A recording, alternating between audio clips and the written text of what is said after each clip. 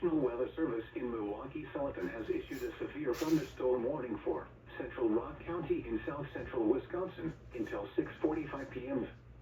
At 5:48 p.m., a severe thunderstorm was located near Durand, or 9 miles southeast of Broadhead, moving northeast at 40 miles an hour. Hazard, 60 miles an hour wind gusts and quarter-size hail. Source, radar indicated. Impact, hail damage to vehicles is expected.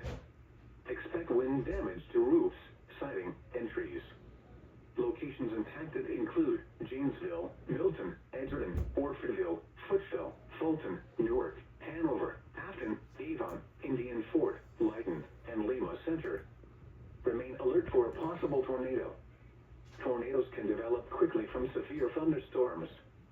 If you spot a tornado, go at once into the basement or small central room in a sturdy structure. For your protection, move to an interior room on the lowest floor of a building. A tornado watch remains in effect until 8 p.m. for south central and southeastern Wisconsin.